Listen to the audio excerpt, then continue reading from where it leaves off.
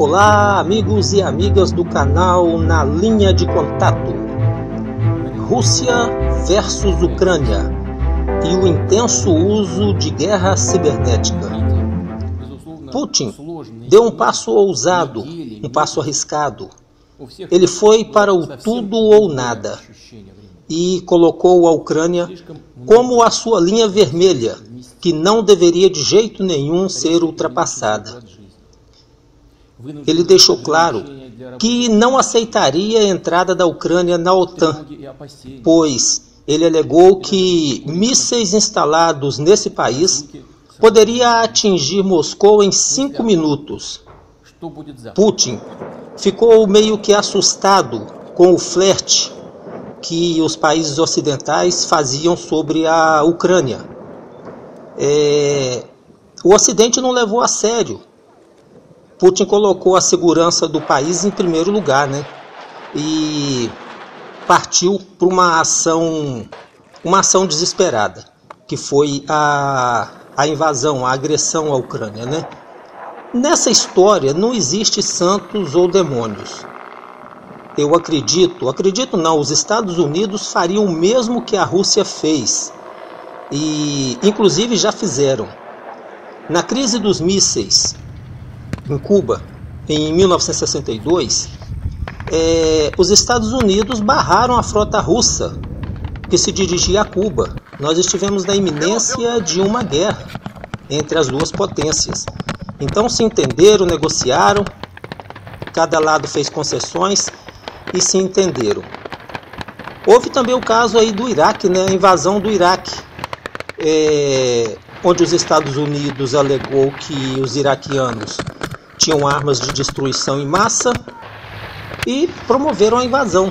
Essas armas nunca foram encontradas, Então,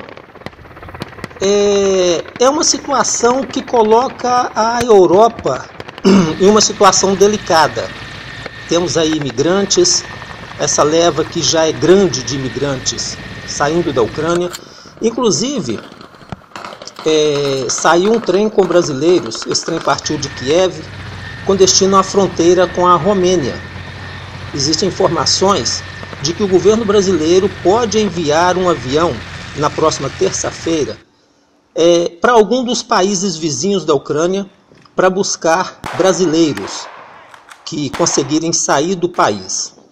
O governo brasileiro, inclusive, recomenda que as pessoas, os brasileiros que estiverem na Ucrânia, que permaneçam em casa, que evitem se aproximar de instalações militares e que respeitem as orientações do governo ucraniano, é óbvio, Com relação a essa crise, a essa invasão, o general Mourão disse agora recentemente que a guerra na Ucrânia serve como um alerta ao Brasil com relação à Amazônia.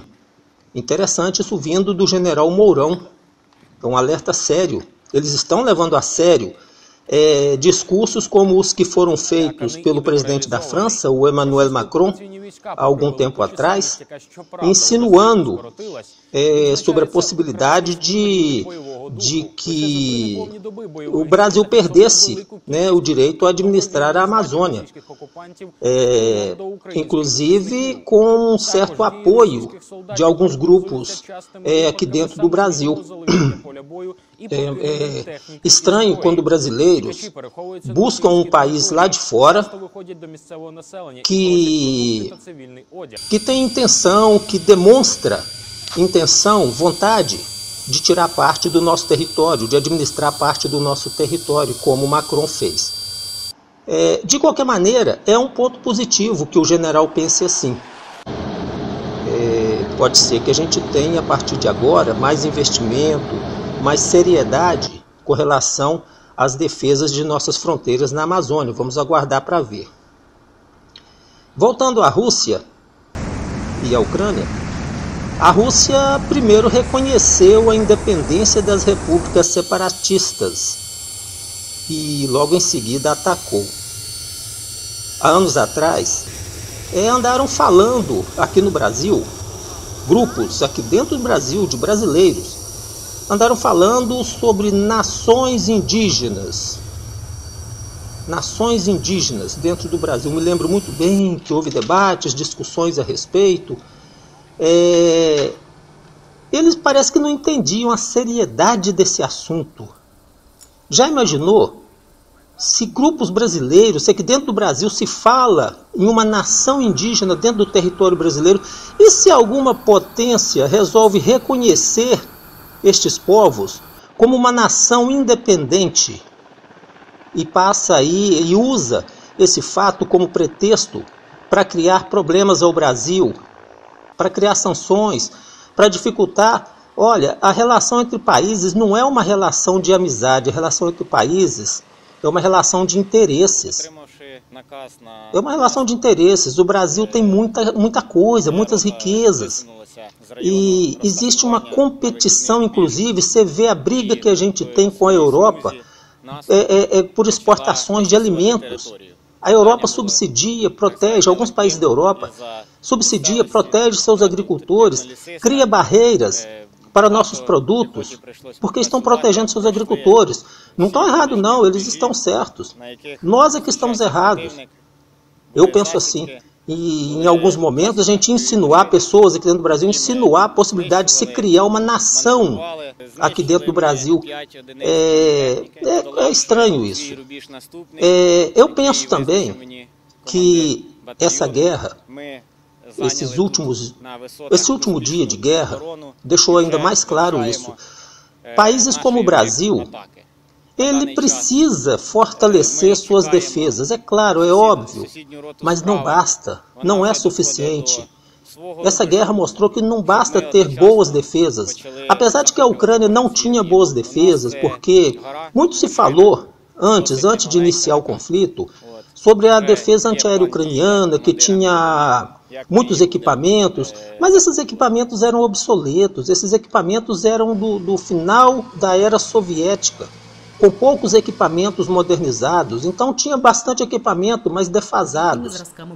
Mas aí, isso mostra que não basta a gente ter equipamento de defesa, armas para defesa, a gente precisa ter armas de ataque, porque as defesas podem ser vencidas.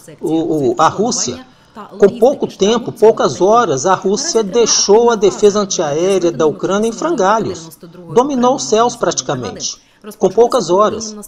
E aí, gente, a gente percebe o seguinte: a gente precisa ter poder de retaliação.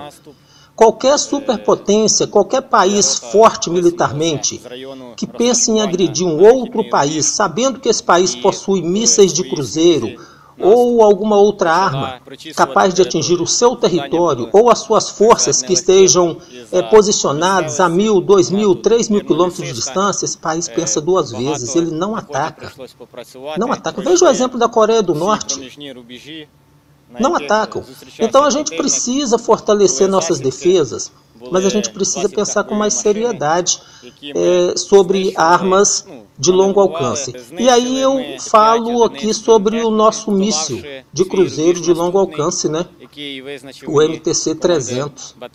Está agarrado, não sai, está demorado. A gente sabe que é um desenvolvimento muito demorado, longo, difícil, é uma tecnologia que a gente não domina completamente, mas deve ser mais estimulada, deve ter mais apoio de órgãos de governo, porque países como o Brasil, que a gente sabe que existe uma certa cobiça sobre nossas riquezas, a gente sabe porque alguns governantes já falaram, já deixaram claro isso. A gente precisa pensar seriamente no que está acontecendo com a Ucrânia e tomar atitude. Então é isso para hoje. Obrigado pela atenção e não se esqueçam, meus amigos e amigas, se inscrevam no canal. Se inscrevam, ative lá o sininho e dê o seu joinha. Isso ajuda demais a gente a crescer.